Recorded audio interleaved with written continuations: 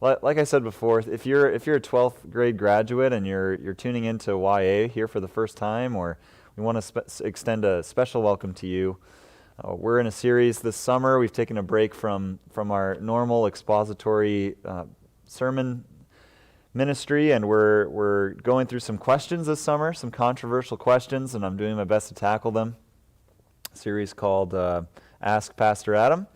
And tonight's question is, when does humor become sinful?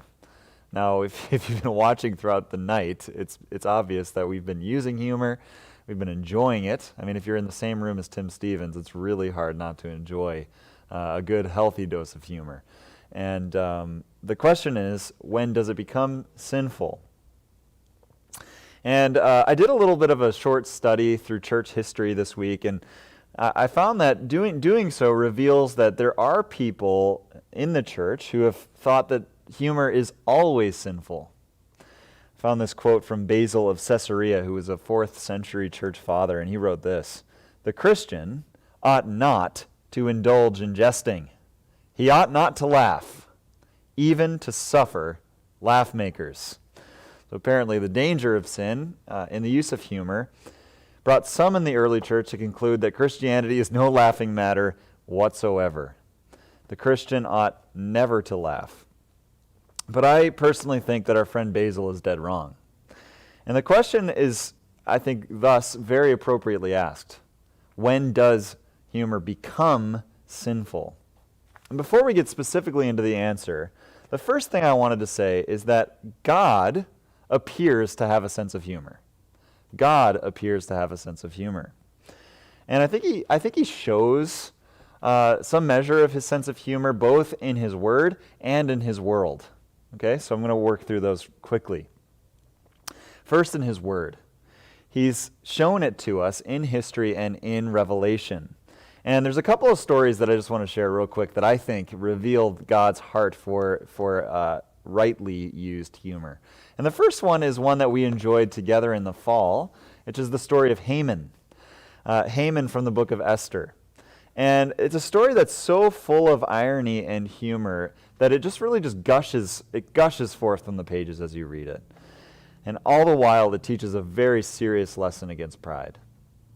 But Haman, of course, is the man in the Bible that embodies the ultimate example of Jesus' teaching that if you exalt yourself, you will be humbled.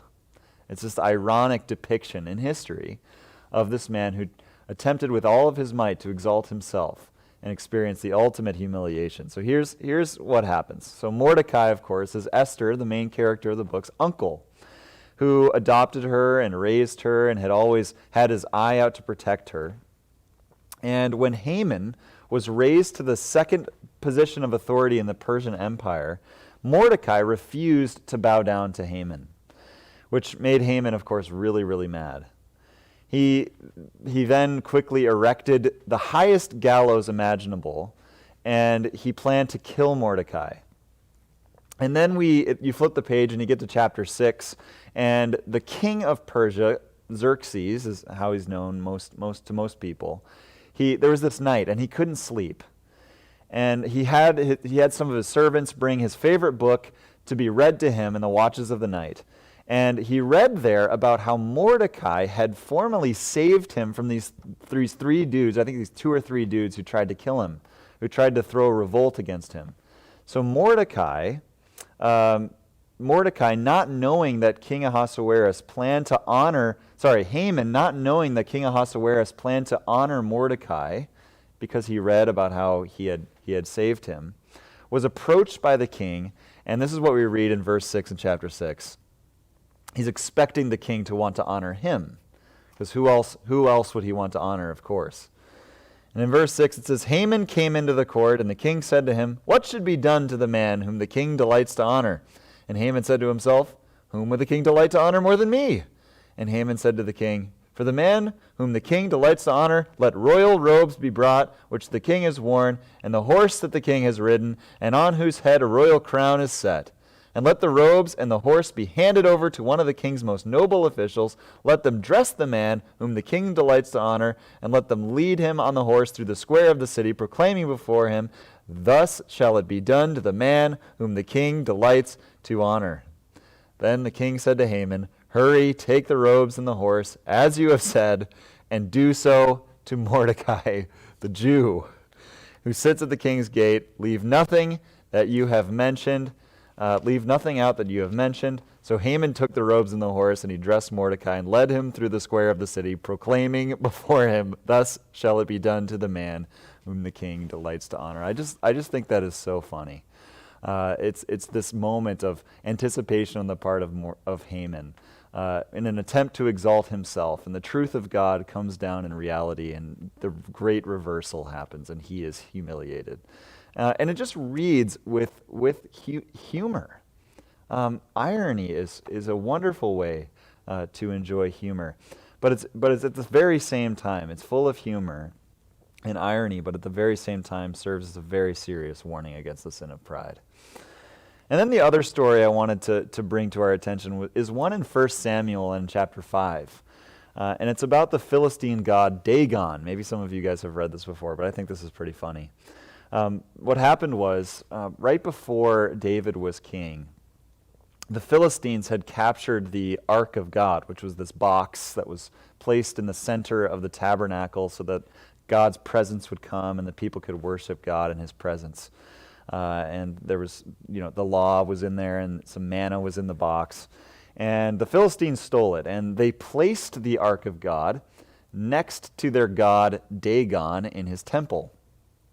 And they all went to bed after putting the Ark in there, and then the next morning they come in and they find that Dagon is prostrate. The statue of Dagon is lying prostrate in front of the Ark of the Covenant. And so if you can picture this, all of these Philistine leaders, they come together and with all their might, they hoist this statue of Dagon back up, and they go to bed again. And then the next morning, Dagon is once again fallen face down in front of the Ark of God, and this time his head and his arms were severed from his body. And then they lift him back up, and it's this headless, armless trunk of this god worshiping the God of Israel.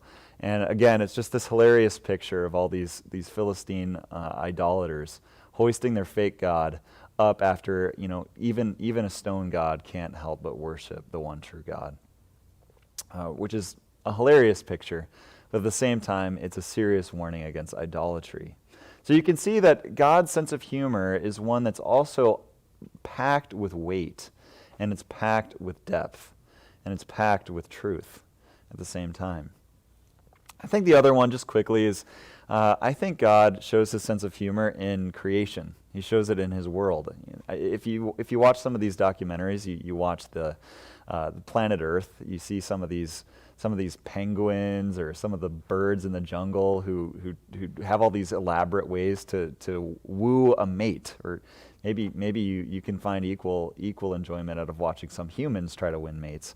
But if you turn on these documentaries, it's absolutely hilarious to watch these birds dance around their nests or waddle around like penguins or whatever it is. God has created the world with, as Pastor Jonathan said, a whimsical diversity, and I think humor. So humor isn't inherently bad. I think just like with just about everything else, similarly to what we said about entertainment, it's not inherently bad. I just think that needs to be acknowledged right off the bat. But having said that, just like we said in the first week with entertainment, we must only use humor. And this is a segue into answering the question. We must only use humor in ways that doesn't compromise our Christian convictions and doesn't hinder our Christian witness.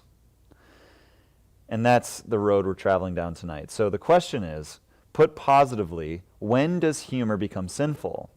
Put negatively, how do we avoid using humor that compromises our Christian convictions and hinders our Christian witness? How do we avoid sinning when using humor? And I've got 5 points, 5 things to think about. And the first one is to think. Think. So to avoid sinning when using humor, think. And it might seem obvious, but mindfulness is such an important thing in the Bible. This is a verse from Paul in Philippians chapter 4 and verse 8. He says, whatever is true, whatever is honorable, whatever is just, whatever is pure, whatever is lovely, whatever is commendable, if there is any excellence, if there's anything worthy of praise, think about these things. The fact is, what we think about in our minds filters down into our hearts and then comes pouring out of our mouths. Another passage that supports this idea is Colossians 3 in verses 1 to 17. I'm not going to read the whole thing, but basically what Paul sets out to do is he starts off the passage by saying, if then, so everything he said in chapters 1 to 2, if everything I've said about the majesty of Christ, about the absolute certainty that all who believe in him, all of their sins have been nailed to the cross, if these things are true, if you are truly united with Jesus, and you have hope that flows out into love for all of God's people and faith in the Lord Jesus Christ, if all of that is true of you, if you have been raised with Christ, what do? Seek the things that are above, where Christ is, seated at the right hand of God, and this is the key, set your minds on things that are above, not on things that are on earth. And then he has this whole, this list of commands where he says, put off sin, put on holiness. Okay, but the key is that it flows out of what we set our minds on. What do we think about? What do we seek with our intellect, with our affections? So setting our minds on Christ and seeking him and thinking about him throughout the day and the certainty of his glorious return actually enables us to put away sin and put on godliness as the word of Christ dwells richly in us. And I find this with most things in life.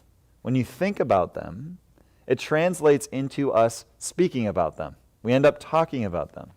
When Lindsay is making one of my favorite meals, or Tim convinces me to eat way too many wings after YA, I'll say things like, I just can't wait for those wings or those tacos or whatever it is. We talk about them as we think of them. Thinking about Christ, setting our minds on him and things pertaining to him in the gospel, thinking about things worthy of the gospel, will help us align our speech with Christ and things worthy of the gospel. So, and this is applicable. This is applicable to things pertaining to humor, grief, encouragement, or whatever it is. Thinking about Christ and things worthy of the gospel will help us make sure that our humor aligns with things worthy of the gospel. And more on a negative note, Jesus gives a very strong warning. So these encouragements from Paul are very positive. They're imperatival. They're saying, think about these worthy things. Set your mind on Christ, and it'll translate into the way you live. Jesus says in Matthew 12, he gives this warning. It's a warning against careless and thoughtful speech. In Matthew 12, he says, I tell you, on the day of judgment, people will give account for every careless word they speak. For by your words you will be justified, and by your words you will be condemned. We have to understand that God cares deeply about what we say. Condemnation, says Jesus, comes along with careless speech. And in my estimation, a lot of humor is a breeding ground for thoughtless and careless speech. It can be a petri dish for the growth of sin in our speech, but not necessarily so. Because the truth is that we can avoid sinful humor by thinking carefully.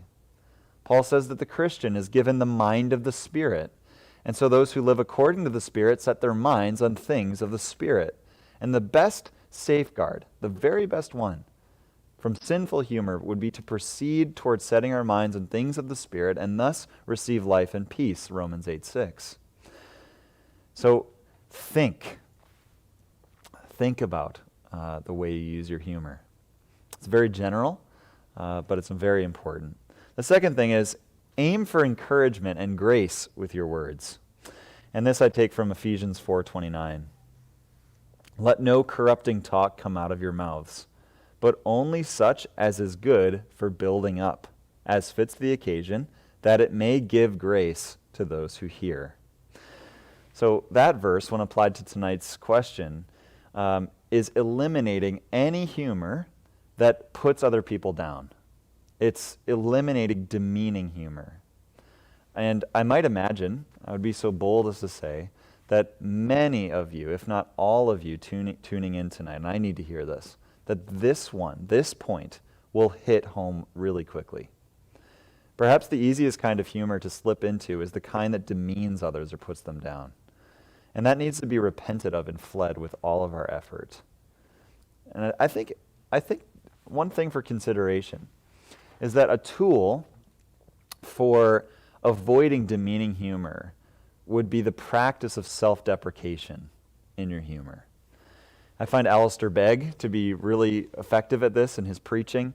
If you want to hear great preaching that's full of weight and truth and substance, but is also delightfully humorous at times, listen to his preaching. And I think the key to his use of humor in his preaching is his practice, his default practice of self-deprecation. Or you can read some of the preaching of Spurgeon. I find myself belly laughing at times when I read him. But we also need to take note at the same time that self-deprecation can also be a dangerous route into pride. And I get this quote from Susanna Baldwin of the Gospel Coalition regarding the dangers of self-deprecation as well in humor. She says, jovial self-deprecation may give way to careless trivialization of personal sin. Wry observation of the world's oddities can become jaded cynicism if left unchecked. And humor that sets out to include others can all too easily alienate or even demean them if it's delivered without discernment and sensitivity. She's really echoing what I'm saying there, that we need to think and we need to aim for grace and encouragement in our words. I think that's helpful. Third, aim for depth. Aim for depth with your words that produces thanksgiving rather than superficiality. Aim for depth. This comes from Ephesians 5:4. Let there be no filthiness, nor foolish talk, nor crude joking, which are out of place, but instead let there be thanksgiving. And as I was reading that verse, I was reminded that we haven't invited you to ask questions. We do want you to send in your questions as I'm going through this. I think there's a number on the screen for you. Please do. I would love to have a follow-up conversation. We want this to be interactive. So Paul says, let there be no filthiness, nor foolish talk, nor crude joking, which are out of place, but instead let there be thanksgiving. That's an interesting parallel, isn't it? So I think humor that serves as a trampoline into pride is out. So demeaning humor and humor that trampolines into pride is out as well. So filthy humor, crude joking, foolish talk, according to Paul, is likely to give birth to pride. Because thanksgiving, if we think about it, is the key ingredient for humility in the heart. We therefore must use humor in a way that produces thanksgiving. So I think if we use humor to elevate us, and some of us need to hear this desperately, if we use humor to elevate us into the center of a friend group, or to impress a romantic interest in a self-interested way, or to dip into the realm of sexual joking or bathroom humor, then it's really, really hard to produce godly thankfulness in our hearts. Now, I want to mention as I'm working through this that just the same as any other set of guidelines, humor that abides by these principles isn't sinful necessarily, but it also isn't necessarily pure. Like with most of the questions we're going to deal with throughout the summer, this is an issue of the heart. And you and the Lord know why you choose to use humor in any instance. And this fourth principle is one that's really just a good principle to consider in the Christian life in general, no matter what you're thinking about. And it's to not underestimate how sinful you are when you think to use humor. Don't underestimate how sinful you are when you think to use humor. And what I mean by this is as we go along the road of life, as we walk through our lives, and as we enjoy humor in our relationships, we must, day by day, introspect our motivations, examine our hearts, and walk in step with the Spirit. In other words, you can actually do the first things that I've said, the first three things that I've said with impure motives. You can be thoughtful. You can aim for using language that only builds people up. You can aim for thanksgiving in depth in your words, but you can do so with impure motives, namely thinking, grace-filled speech, aiming for speech filled with the savor of thanksgiving, all done with a tinge of impure motivation. And this is the doctrine of total depravity. And it's not to say that we're as sinful as we could be, but it's just to say that there's no part of our nature that isn't infected with sin and corruption. And that includes the intellect necessary to trigger humor in our relationships.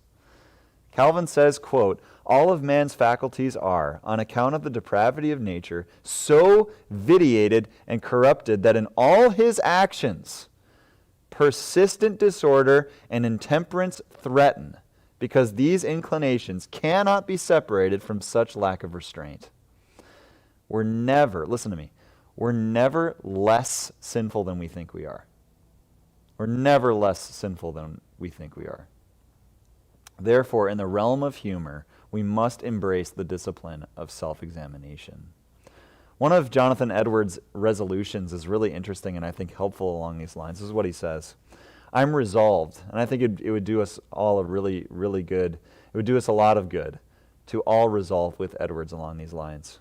He says, "I'm resolved to endeavor to my utmost to deny whatever is not most agreeable to a good and universally sweet and benevolent, quiet, peaceable, contented, easy, compassionate, generous, humble, meek, modest, submissive, obliging, diligent, and industrious, charitable, even patient, moderate, forgiving, sincere temper, and to do at all times what such a temper would lead me to. And I resolve to examine strictly every week whether I have done so." Can you view your use of humor through that matrix? Can you examine your heart with all seriousness whether you have, in integrity of your heart, endeavored to be good, sweet, benevolent, quiet, peaceable, contented, easy, compassionate, generous, humble, meek, modest, submissive, obliging, diligent, industrious, charitable, even patient, moderate, forgiving, sincere, tempered, and do at all times what such a temper would lead me to, and even, all times, even in your use of humor? I think it would be a spiritual victory for us all to resolve to do so in like manner. And fifth, embrace Bible passages that encourage laughter and pursue their implications. Two verses that I thought of throughout this week. Proverbs 17:22, this one's really interesting. "A merry heart does good like medicine." And like I said earlier, I find that spending any time with Tim, you find that he lives this verse. And I don't know if I laugh as much with anyone as I do with Tim. And I find it to be medicine for sure, to laugh with Tim. And many of us know that there are people in our lives that help us to laugh, and it can be medicine for the soul. And here's another one, Psalm 126, 1-2. "When the Lord restored the fortunes of Zion, we were like those who dream, that our mouths were filled with laughter, our tongue with shouts of joy. Then they said among the nations, the Lord has done great things." And I think we can enjoy the great things that God has done for us in community through thoughtful, gracious, sin-fleeing, substantial humor. Spurgeon said that there's a difference between robust humor in the soul of a Christian who has manifestly taken God with great seriousness, and the difference between that and levity in the mouth of a resident clown who can't seem to be serious about anything. He continues by saying, "We must conquer, some of us especially, our tendency to levity," which is defined as humor or frivolity, especially the treatment of a serious matter with humor or in a manner lacking due respect. A great distinction exists between holy cheerfulness, which is a virtue, and that general levity, which is a vice. There's a levity which has not enough heart to laugh, but trifles with everything. It's flippant, hollow, unreal. but a hearty laugh is no more levity than a hearty cry. That's what Spurgeon said. And he lived this in his preaching. I can remember reading a book by Michael Reeves. It was a little theological biography of Spurgeon. And I came across a section where Spurgeon was lecturing to his students about preaching Christ in every sermon. And there are so many gold quotes by Spurgeon about preaching Christ. And he was a master of humor, and yet he was so full of serious conviction throughout his whole ministry at the same time. And when you read his sermons, you'll find yourself both dying laughing with a belly laugh full of joy, and then shedding tears of sorrow and repentance in light of the sinfulness in your heart and the graciousness of Christ's. And if any of you have ever read a sermon by Spurgeon, if you haven't read a sermon by Spurgeon, please do, I beg you. Go just pull one up on the internet after this and read one. They're all free online. But here's an example that I read in that book of Spurgeon's humor colliding with his seriousness and conviction. So there's a way, this is what I'm saying, there's a way to use humor that's coupled with depth and seriousness and conviction. And I think we might need to come back to the quote after a short break. Are we okay to read the quote? All right, we'll read the quote. I just got a little notification that we might shut down. But here's what Spurgeon says. This just made Lindsay and I die laughing when we read this. He said, "There are some preachers who can manage to deliver a sermon and leave out Christ's name altogether. Surely the believer will stand like Mary Magdalene over the sermon and say, 'They have taken away my Lord, and I know not where they have laid him.'" I just think that's hilarious.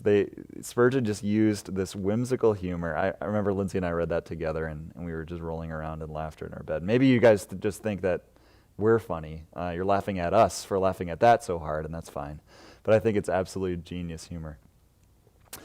And, yep, I think, are we gone? We're gone. We're not gone. We're not gone. All right. I was told that we were gone. It's okay. What? We are gone? No. We're here. Okay, I'm confused now. What I'm saying is, the godly man, the godly woman, shouldn't be afraid to use humor in order that they might produce joy in others, as long as it's apparent that there's substance and seriousness to that person as well. Listen to what comes next in this very lecture by Spurgeon. He drops that hilarious joke, and this is what he says. "Take away Christ from the sermon, and you've taken away its essence. The marrow of theology is Christ. The very bone and sinew of the gospel is preaching Christ. A Christless sermon is the merriment of hell. A Christless sermon is a fearful waste of time. It incurs the blood of souls and dyes that man's skirts with gore who dares to preach it. Too much of Christ we cannot have. Give us Christ always, Christ ever. The monotony of Christ is sweet variety, and even the unity of Christ hath in it all the elements of harmony. Christ on the cross and on his throne is in the manger and in the tomb. Christ everywhere is sweet to us. We love his name, we adore his person, we delight to hear of his works. Come then to Calvary a while, that I may say to you, as Pilate did in his palace, behold the man." Go from laughter to silent reflection, from howling joy to being able to shed a tear. Now, I can tell you that some of the sweetest moments, just I can think of that moment where we read that quote by Spurgeon. So some of our sweetest moments in our marriage have been enjoying one another's humor. I'm sure many of your relationships are like this. I think Lindsay, I tell her this all the time, and I remember we were playing one of those couples games where you have one of each other's shoes in your hand, and there's a person saying which person's funnier, and you hold it up, and if you both hold up the same shoe, then you get a point. We were playing that game, and we both held up each other's shoe because I think we both think each other are funnier than us. But Lindsay's just being gracious. She's far funnier than I am. She keeps me laughing, and it fuels love and faithfulness in our marriage when we laugh together. I'm quite certain that that's not sinful. And I think humor can oftentimes be binding in relationships, but it can also be burdensome in relationships. The choice is yours. I conclude with this, once more from Susanna Baldwin. With the Spirit's help, Humor has the powerful potential to keep us humble, honest, and hospitable as we walk the path of the redeemed life toward our eternal home. That's well put. I would welcome your questions. Thank you so much. We have one? We have one. We're still live, though. Okay. What's the question? I'm fully expecting it to die in the next 60 seconds. Okay, maybe we should wait until after the... Hey, well, let's take a quick break. Take one. Just if you need Take to hit 5. the washroom, now's the time. Now's the time to do it. And we'll come back, and hopefully it doesn't die, and we're going to just... Use the washroom, tell a clean joke. Whatever. Whatever. Yeah. Send us more questions, though. Yeah, send us some questions. Q&As. You Big fan got of that. Q's, I got A's.